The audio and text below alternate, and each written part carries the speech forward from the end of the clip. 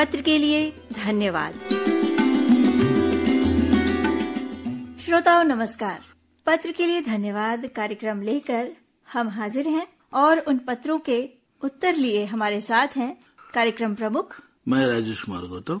सभी को नमस्कार। और हम देख रहे हैं कि आज बहुत उल्लास आकांक्षा तुम्हारे में है, क्या बात है। और हम देख रहे हैं कि शिकायत कुछ ज्यादा लग रहा है हमको। लेकिन एक बात हम कहना चाहेंगे आकांक्षा, एक बात पत्र के माध्यम से श्रोताओं से भी कहना चाहूंगा जी कि देखिए हमें अपना काम करते रहना चाहिए। जीवन में जो भी हमारा टारगेट है या जो हमारे दायित्व है या जो हमारा कर्तव्य है जी। अभी स्वतंत्रता दिवस बीता तो स्वतंत्र तो है हम, लेकिन वही हमने एक बात कही ना कि स्वतंत्रता वहीं हमारी खत्म होती है जहां दूसरे की स्वतंत्रता बाधित होती है। और सबसे बड़ी बात है कि हम किसी टारगेट में जब लगे हैं तो हमें बहुत सारी चुनौतियां, बहुत सारे चैलेंजेस झेलने पड़ते हैं और उसमें ये नहीं देखना चाहिए कि क्या प्रॉब्लम आ रही है। अगर टारगेट हमने फोकस किया है तो हमारा ध्यान बिल्कुल उसी पे होना चाहिए और हमें अपने सतत प्रयास करते रहना चाहिए। आरोप प्रत्यारोप लगाना या निंदा करना अच्छी बात नहीं, लेकिन निंदक नियरे राखिए।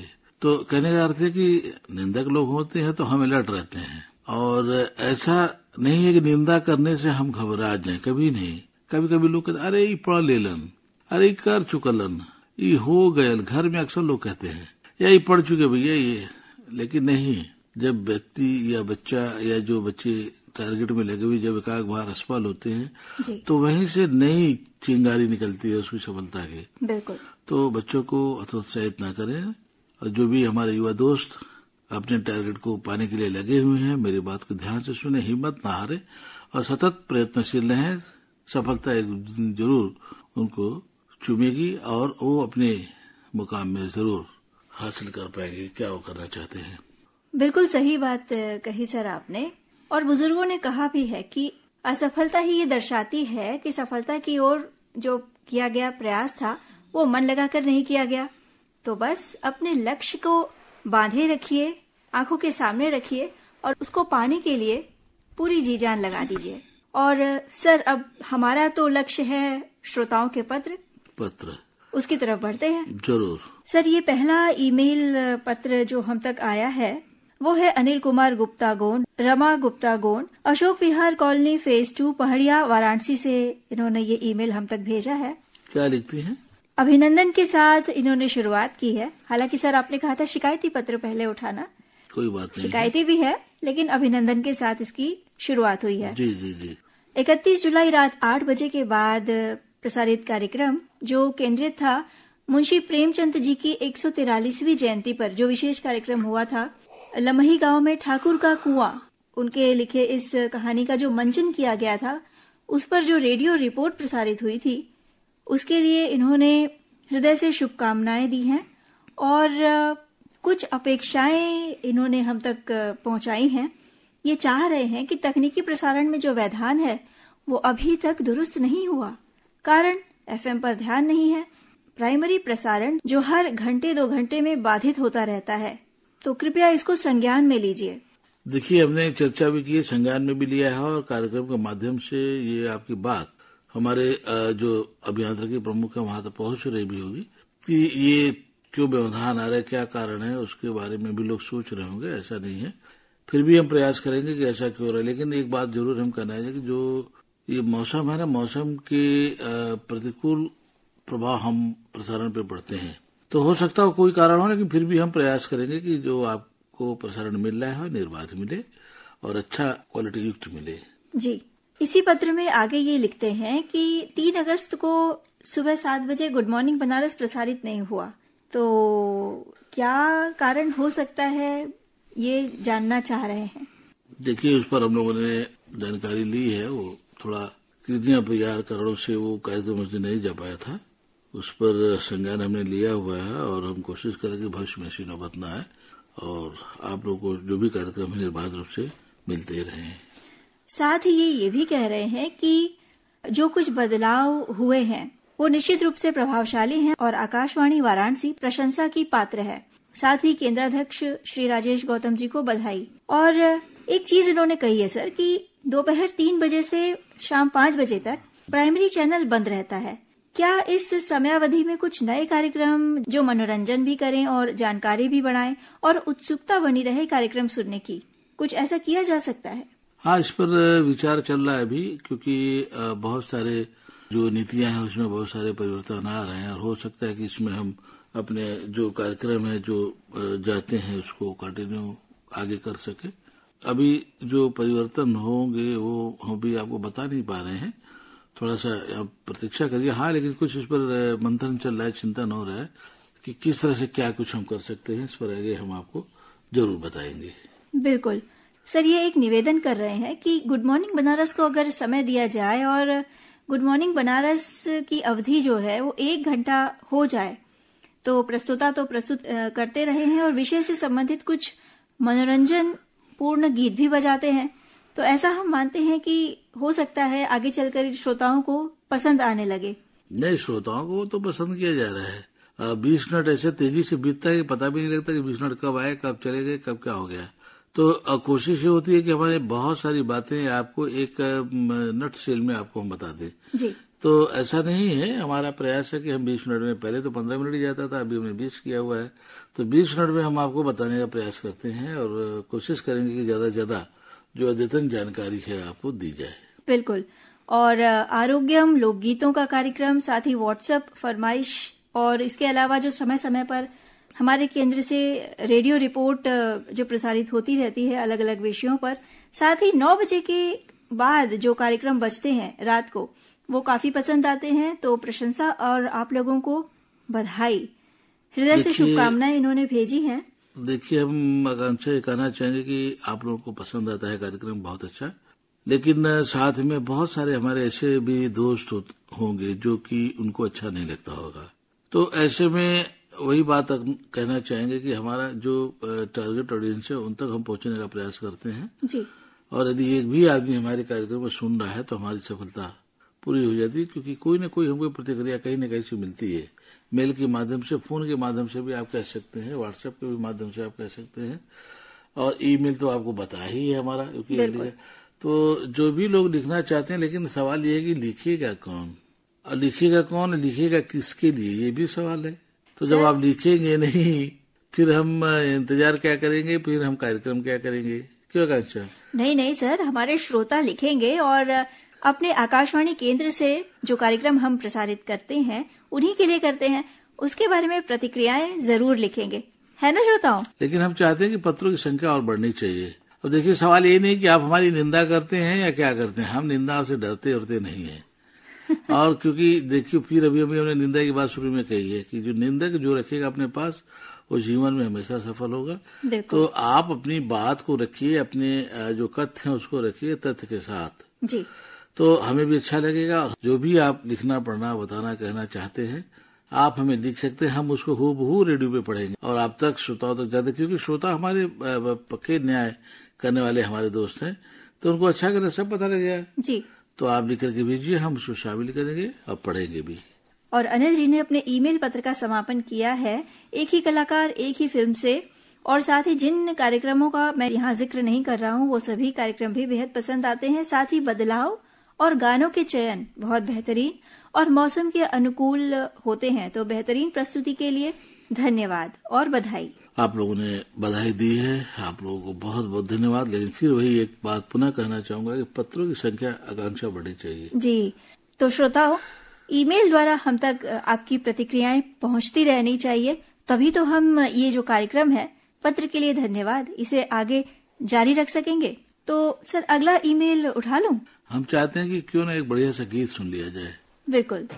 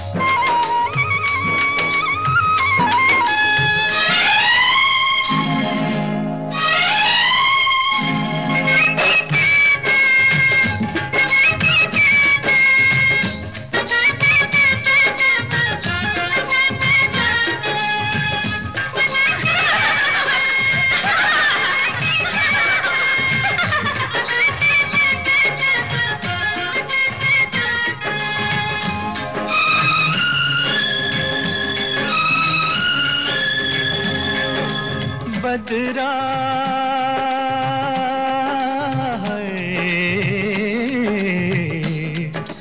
बदरा छाए के झूले पड़ गए हाय के मेले लग गए ओए मच गई धूम रे के आया सावन ओ झूम के आया सावन झूम के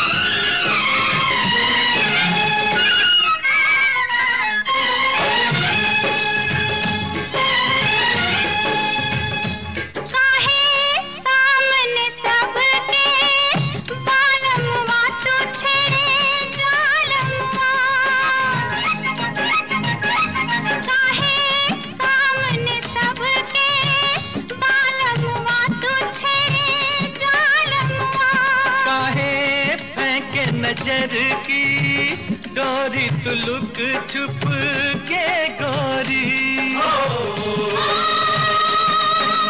गजरा गजरा हाय बड़ी बिखरा जाए मेरा गजरा मच गई धूम रे आया सावन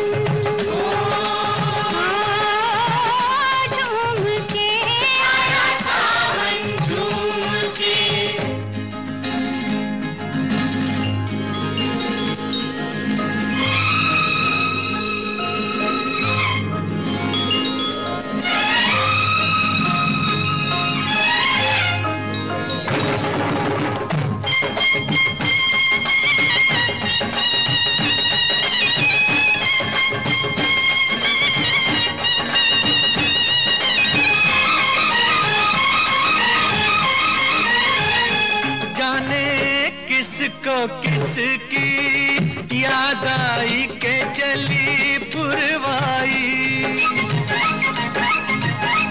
जाने किसको किसकी याद आई के चली पुरवाई जाने किस बिरहन का मन तरसा के पानी बरसा कंगना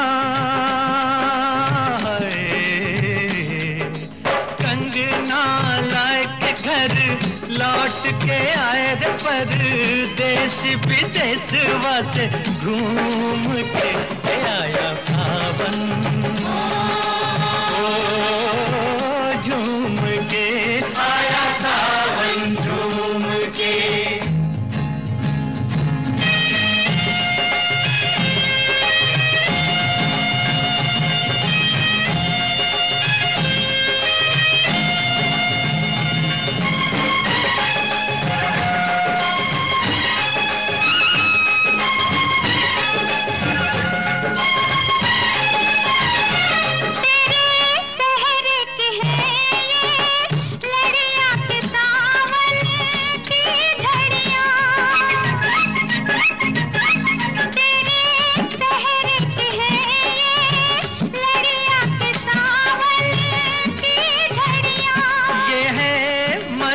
घटाओं की टोली के तेरी है डोली धड़का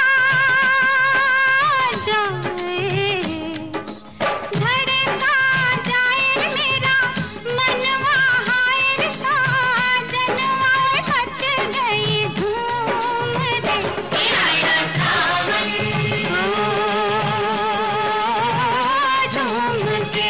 आया सावन झूम के बदरा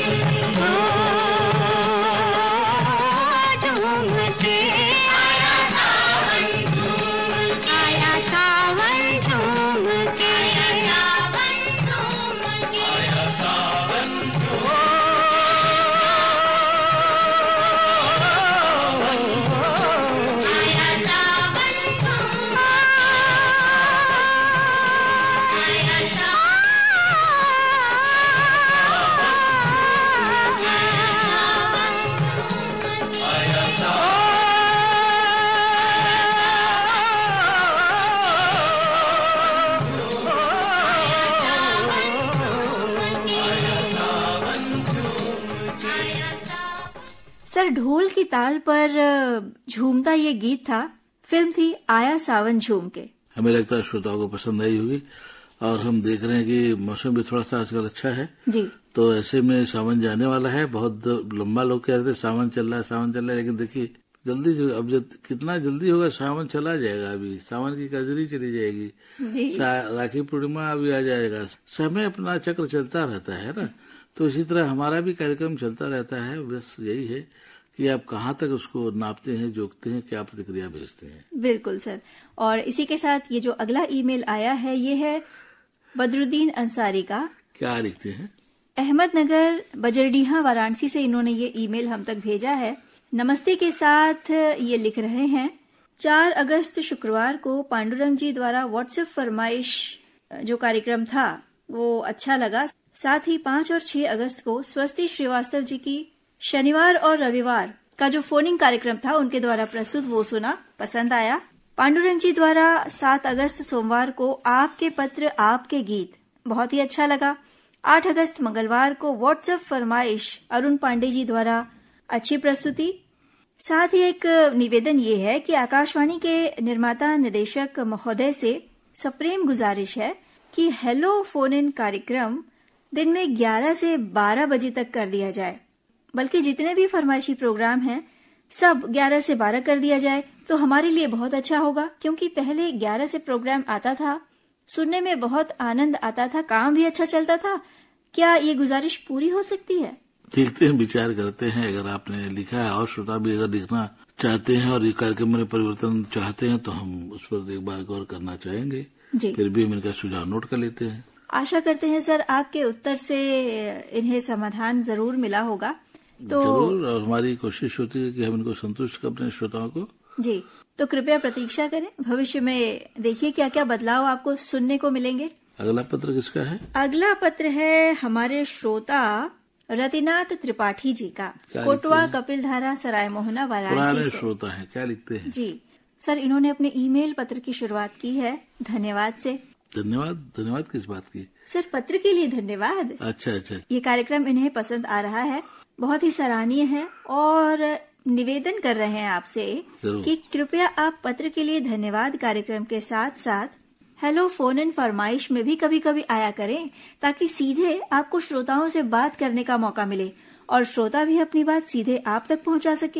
आकांक्षा, हम सबसे पहले ये कहना चाहेंगे कि हम तो यहाँ भी इस कार्यक्रम में भाग लेना नहीं चाहते थे, क्योंकि 2 हमारे प्रसारण दोस्तों ने, मित्रों ने अपना ये कार्यक्रम संभाल रखा था, बहुत अच्छा करते भी थे जी।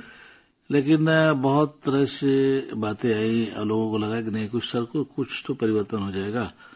उन्हीं लोग के सुझाव से हम आए। हमें बहुत वो नहीं था कि हम आगे प्रोग्राम में बैठे, लेकिन हाँ ये है कि एक आधिकारिक तौर पे लोगों को सूचना मिल जाती है, जानकारी मिल जाती है। इस बात को ध्यान में रख करके हम कार्यक्रम में बैठे हैं। रही बात बातचीत करने की, मिलने जुलने की या प्रतिक्रिया नोट करने की, तो ऐसे में तो एक बहुत अच्छा माध्यम मेल है जी। पहले आप हमारे मेल पे आइए, हमसे मिलिए जुलिए, हम आपसे बातचीत करें, फिर उसके बाद में समय अगर रहा तो देखेंगे, वहां भी कुछ करेंगे। लेकिन सबसे बड़ी शर्त है कि पहले आप मेल हमें लिख करके भेजें जी। और साथ ही ये कह रहे हैं कि पत्र के लिए धन्यवाद कार्यक्रम आप टेलीफोनिक कर दीजिए, जिसमें गौतम जी से सीधी बात की जा सके और सीधे श्रोताओं के सवालों का वे जवाब दें तो बहुत अच्छा होगा, ताकि गौतम जी से लोगों को जुड़ने का मौका मिलेगा। देखिए, हमारे से जुड़ने से अगर कोई फायदा होता है तो जरूर स्वागत है।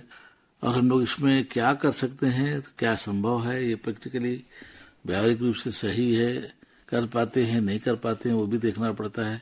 तो हम देखेंगे, विचार करेंगे। आकांक्षा जी, अगर इन्होंने लिख करके भेजा तो देखते हैं, इस पर गौर करेंगे। वैसे सर हम तो इस बात पे यही कहेंगे कि पत्र लिखने का जो एक चलन है ना, वो कम होता जा रहा है। अब माहौल भी बदल गया है और समय के साथ साथ पत्र लिखने का जो स्वरूप है वो भी बदल गया है। पहले पोस्ट कार्ड पे, अंतर्देशीय पे पत्र लिखे जाते थे और अब ईमेल पे।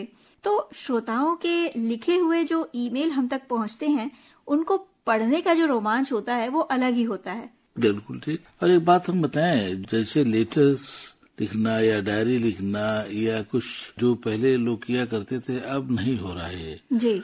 तो कम से कम एक बहुत बड़ा एक हम लोग के पास एक प्रमाण रहता था कि उस जमाने में कैसे लोग लिखते थे, क्या परिस्थितियां थी, लेखनी कैसी थी, भाषा कैसी थी, और जो सामाजिक परिवेश की बात होती थी वो हमें पत्र के माध्यम से पता लग जाता था। जी। अभी हवा में है, सब कहीं कुछ नहीं है। सोशल मीडिया पर तो बस न हिंदी है, न अंग्रेजी है, न उर्दू है, न फारसी है। जब सब हवा में बातें होती हैं तो ये बड़ा दुख होता है कि हम कहाँ जा रहे हैं, किस तरफ जा रहे हैं। बिल्कुल। तो हम लोग पहले बच्चों को कहते थे कि आप डायरी लिखिए, पत्र लिखिए, आपकी वर्तनी ठीक होगी, भाषा ठीक होगी, लिखने का स्टाइल पता लगेगा। अभी बहुत सारी समस्याएं हैं, लोग जानते हैं, लेकिन अब हम इसलिए कहते हैं कि हमारे जो श्रोता है या हमारे जो सुनने वाले हैं उनके परिवार के बच्चे कम से कम इस सब में कमजोर न रहें, अपने आप को तैयार रखें तो ज्यादा अच्छा होगा। बिल्कुल सर। और इसी के साथ इन्होंने कुछ और बातें भी लिखी हैं। क्या लिखते हैं? कह रहे हैं कि रविवार को आज इतवार है, इस कार्यक्रम में नाटक छटंकी गुरु सुना, बहुत मजा आया। पूरी तरह से बनारसी कलेवर में रचा बसा ये नाटक बनारस को बहुत ही अच्छी तरह से चित्रित करता है। वे कह रहे हैं कि मुझे गर्व है कि मैं बनारस की धरती से जुड़ा हूँ। शिकायत इनकी ये है कि आपने सावन महीने के सोमवार को आराधना कार्यक्रम में कोई भी शिव भजन नहीं सुनाया। सुबह सुबह आराधना सुनकर बहुत निराशा हुई और कहकशा में सारे शिव भजन सुनाए गए, तो कृपया इसका ध्यान रखें, आपकी बड़ी कृपा होगी। अरे अगर आपने ये बात कही है तो हमें भी बहुत खेद है इस बात का कि उस दिन कम से कम आराधना में 2 भजन तो जरूर बजते हैं, और अगर ऐसा हुआ तो उसके लिए हम कोशिश करेंगे कि आने वाले दिनों में ऐसी नौबत ना आए। क्यों आकाश जी? जी सर, इस बात का बिल्कुल ध्यान रखा जाएगा। साथ ही ये कह रहे हैं कि सुबह के कार्यक्रम विवरण में थोड़ा सा विस्तार से कार्यक्रमों के बारे में बताया करें, और खास करके एक ही कलाकार में किस कलाकार की बात होगी, एक ही फिल्म में किस फिल्म की बात होगी, ये जरूर बताया करें। और इस बात पर भी बहुत सावधानी बरतें, क्योंकि सर इन्होंने एक दिन की बात बताई है कि सुबह के कार्यक्रम विवरण में बताया गया था कि आज दोपहर 1:15 पर जीवन दान नाटक का प्रसारण होगा। तो मैंने कई बार फोन मिलाया ताकि मैं आकाशवाणी को आगाह कर सकूं कि कृपया जीवन दान का प्रसारण लगातार तिबारा मत करिएगा, लेकिन किसी से बात नहीं हुई। और 1 बजे के कार्यक्रम विवरण में ये बताया गया कि आज छटंकी गुरु नाटक प्रस्तुत किया जाएगा, तब मुझे राहत महसूस हुई। तो कृपया इस बात का जरूर ध्यान रखें। हाँ, ये बात हमारे भी संज्ञान में आई थी कि जीवनदान कई बार बज रहा है लगातार, लोग ऐसे में हमने उस पर ध्यान दिया था। हमने कोशिश किया था कि वो अब ना रिपीट होने पे, तो उसी जगह छटंकी गुरु नाटक बजा होगा। तो ठीक है, कम से कम लोग सचेत है, हमें आगाह कर रहे हैं, कभी बेशी पे बात कर रहे हैं, ये अच्छी बात है जी। अगला पत्र किसका है? सर अगला पत्र तो मैं तब उठाऊंगी जब ये पत्र समाप्त होगा। अभी इसमें कुछ बातें और हैं। क्या है? रतिनाथ जी कह रहे हैं कि कृपया हर सप्ताह के पत्र के लिए धन्यवाद को जल्दी जल्दी यूट्यूब पर अपलोड कर दिया करें। किसी कार्य की वजह से मैं कभी कार्यक्रम नहीं सुन पाता हूँ, तो अभी कई कार्यक्रम अपलोड नहीं हुए हैं, जिसके लिए मैं कई बार रिक्वेस्ट कर चुका हूँ। नहीं, मैं आपको बता दूं कि जो नहीं अपलोड हुए वो होंगे भी नहीं, क्योंकि उस दिन प्रोग्राम गया ही नहीं था। मैं आपको साफ स्पष्ट बता दूं। और जितने अब पत्र के लिए धन्यवाद कार्यक्रम हो रहा है वो बराबर अपलोड हो रहा है, और उसमें कोई चूक नहीं हो रही है। कम से कम इसको ध्यान में रखे हुए कि इसको तुरंत उसको प्रसारण होने के बाद लोड कराया जाए। जी। साथ ही 14 जुलाई को आशुतोष द्वारा एक ही फिल्म में पाकीज़ा पर कार्यक्रम किया गया। 13 जुलाई को कमलेश द्वारा एक ही कलाकार में जुबिन नौटियाल पर जो कार्यक्रम किया गया, और दिलीप कुमार पर भी कार्यक्रम किया गया था। बहुत शानदार प्रस्तुति थी। 16 जून को एक ही फिल्म में सिद्धार्थ द्वारा प्रस्तुत फिल्म डिस्को डांसर की बातें बहुत अच्छी लगी, और 15 जून को एक ही कलाकार में मिथुन चक्रवर्ती पर ललिता द्वारा प्रस्तुत कार्यक्रम अच्छा लगा। तो अच्छी प्रस्तुति के लिए बहुत बहुत धन्यवाद। बहुत बहुत धन्यवाद आप लोगों को। और हमें लगता है कि समय क्या कह रहा है, चलना चाहिए या अभी हम लोग को कुछ और लेटर ले सकते हैं? पत्र है सर, समय तो ये कह रहा है कि अब अपने श्रोताओं से आज्ञा ले ली जाए। तो आज्ञा लेने से पहले हम इन लोगों को पता बता ही देते हैं। पत्र भेजने के लिए यानी अपने ईमेल हम तक पहुंचाने के लिए हमारा ईमेल आईडी है pkldairvaransi@gmail.com। हमें रहेगा आपके ईमेल पत्रों का इंतजार। आज के लिए आकांक्षा सिंह और राजेश कुमार गौतम को अनुमति दीजिए। नमस्कार। पत्र के लिए धन्यवाद।